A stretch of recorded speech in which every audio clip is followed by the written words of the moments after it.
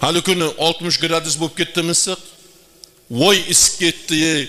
Voy bunaqasi bo'lmagan. Haqiqatda bo'lmagan ekan. 150 yil ichida birinchi marta bo'lishi ekan. 150 yil oldin shunaqa 60 gradus issiq bo'lgan ekan. O'zimizni yoqqa urdik, bu yoqqa urdik, isib ketdi dedik. Nima bo'ldi? Salqin bo'lib qoldimi? Bandamga yoqmay qoldi-ku. Bu salqin qilib qo'yishim kerakmi? Bo'lgani yo'q. Qishda sovib ketdi. Voy sovib ketdi dedik, isib qoldimi?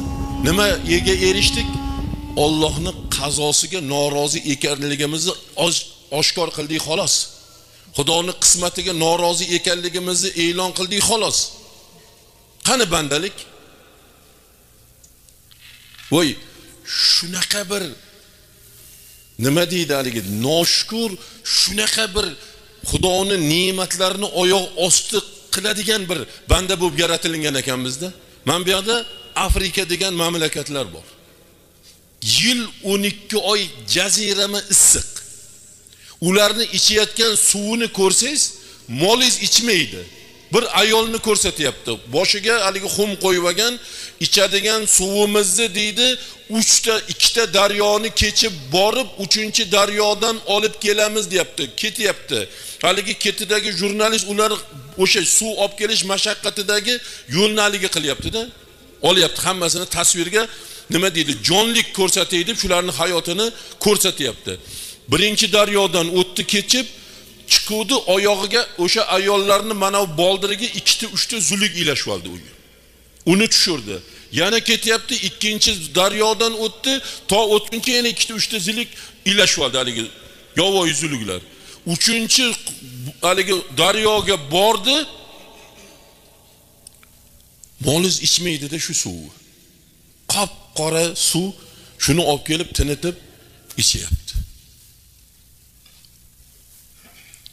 Hojatxonamizda unitaz chashagan qilganlar bo'lsa, haligi suvli, shu bitta knopkani bosib olganingizda 5 litr suv shor etadi-da, o'sha najosat yib ketadi. Birodarlar, o'shalarni bobosi ham bu suvni ko'rmagan. Bizlarning hojatimizni yuvoradigan suvni o'shalarni o'tgan ota avlodlari, ona avlodlari ko'rmagan shuni. Men bu yoqqa qarasangiz, Sibir degan, hali Antarktidadagi bir balo degan joylar borda. Yil 12 oy qish.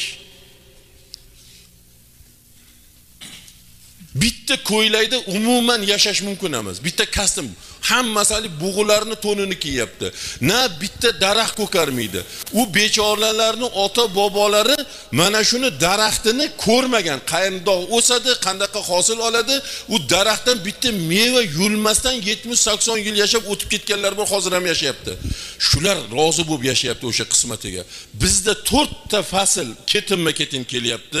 Bahor, ketidan yoz, ketidan kuz, ketidan qish. Qarang, bosqichma-bosqich, salqin, issiq, keyin yana salqinroq, keyin sekin qishga sovuqqa kirib ketyapti. Yil 12 oy shu ahvol. Qayerga qarasangiz, mana shuni har holda o bir chegarani bosib olib kelgan emas hech kim. O'zimizni joyda bo'lgan. Kerak bo'lsa mana u yerga chiqib ekib qo'ysangiz bug'doy o'rniga mana shu hosil solib beradi. Qani rozichilik, qani shukr, qani. Kelgan baloga ham rozi bo'lib qo'yish kerak ekan. Boshimizga har xil sinovlar keladi. Har tomonlama sinaydi. Allohning odati bandani sinash, ayniqsa musulmonni sinaydi. Nimaga? U o'zidan bezdirish uchun emas u. Bezdirib bandani qoniga tashna qilish uchun emas, bandani sabr orqali o'ziga yaqin qilishlik uchun. Dunyodagi bor payg'ambarlar borki, ular rohatga hech qachon shundoqqa erishgan emas. Voy ularga yetkazgan mashaqqatlar hatto payg'ambarlarni o'ldirib yubordi qavmi. Xudoni tani, halolni bir, farqiga bor, shirk keltirma, yakka Xudo deganligi uchun o'ldirilgan payg'ambarlar bor qavmi tomonidan. Yo payg'ambarimiz nima rohat ko'rdilar? Qani aytingchi. Hammasi sabr mashaqqat. Dunyoda mashaqqat bo'lmasa, qanday bu? Notinchlik bo'lmasa, tinchlikni biza qadriga yetamizmi? Ochlik, chanqoqlik bo'lmasa, mana bu to'kin dasturxonni qadriga yetamizmi? Kasallik bo'lmasa, sog'lomlikni qadriga yetamizmi? Yetmaymiz. Ana shuni qadrini bildirishlik uchun Alloh taborak va taolo bizlarni sinov dunyosiga tashadi. Sinov bor, sinovdan o'tish kerak. Balolar bilan, Har xil dardlar bor. Odamning o'zi sog' bo'lsa, xotini kasal, eri xotin sog'lom bo'lsa, bolasi kasal. O'tiribdi hozir. Parvardigor shu bolamga bergan dardingni menga bersang bo'lmasmidi? Bolasi dard bilan o'lsa, shu bolam o'lguncha men o'lsam bo'lmasmidi deb o'tirganlar bor. Bu hammasi nimaga? Alloh taolo mana shu sabr orqasidan Alloh taolo unga maqom beradi. Vasta'inu bis-sabri was-solat deyapti. Ey bandalarim, Allohdan deydi, sabr bilan, namoz bilan yordam so'ranglar deyapti. Bizlar boshimizga hech vaqo kelmasa Xudoni eslamaymiz, namoz o'qimaymiz, Xudo demaymiz. Qachoniki boshimizga bir balo kelgandan keyin darrov Xudoni eslab qolish odatimiz borda. Yana ne'matga shukr qilmasa deydi, bu qachon banda nomiga loyiq bo'ladi deyapti. Hozir shukr bormi bizlarda? Bugun ajrimlar nima ochlikdan ajrayaptimi? Taloq qo'yayotganlar boqolmayotgandan taloq qo'yyaptimi? Taloq so'rayotganlar qornini to'yg'iza olmaganligi uchun eridan taloq so'rayaptimi? Yo'q, to'qligidan hammasi. Hozir mana shu uyga kelayotgan kelinimizga ham loqal ikkita xona, jihoz hammasi taxt qilingandir. Tugmadan tuyagacha qilingandir.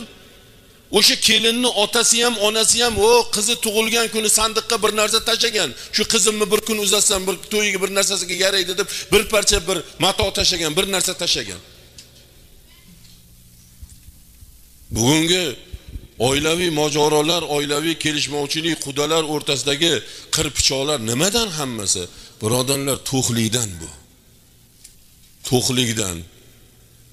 Eshakning yuki yengil bo'lsa yotoq bo'ladi deganda, avvallarda asosiy yukni eshaklar ortganda tog'lardan, perivallardan Toshkentga o'tilgan, Toshkentdan perivalda o'tib kelingan. O'sha paytlarda asosiy yuk tashuvchi vosita bo'lganligi uchun bir yog'iga 80 kilo, ikkinchi yog'iga 80 kiloni yuk ortib qo'yar ekan eshakka. Qarang, shu yotsam bu yukim meni o'rnimdan turg'izmay qoladi, bor kuchi bilan ko'tarib yurganda, yotmagan. Yuk yengil bo'lsa nima bo'ladi? Shunday yotib olar ekanda. Bizlar ana shu holatga tushib qoldik hozir. Hamma yoq yengil. Qandoq? Televizorimiz pultmi yotgan joyda?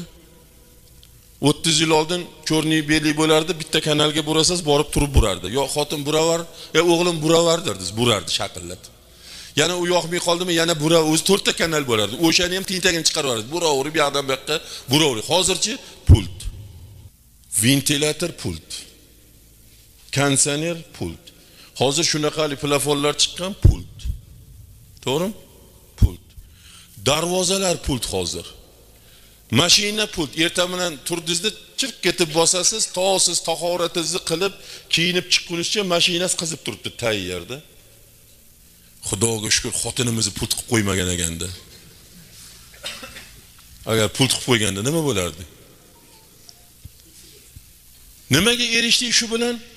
Dangasa bo'ldik-da, dangasa bo'ldik. Mana shu dadalarimiz Xudo uchun yetinglar. Maktabda o'qigansizlar, to'g'rimi? Maktabda o'qigansizlar. Birortaylari dadaylar maktabga mashinada tashab qo'yarmidi? Olib borib qo'yarmidi? Loy kechib, qor kechib borilganda. Mana shaharda men ko'p kuzataman. Bog'cha maktabning oldiga g'ir Captiva, Malibu, ana undaqa mashinalar g'ir kelaveradi. 2 yashar bola, 3 yashar bola, 5 yashar bola olib kelib qo'yapti. Yana kechqurun olib ketadi. 100dan birini ko'rmagansizlar shularni. Hozirgi yoshlarga qilinayotgan o'sha iltifotni, o'sha e'tiborni 100dan birini ko'rmagansizlar.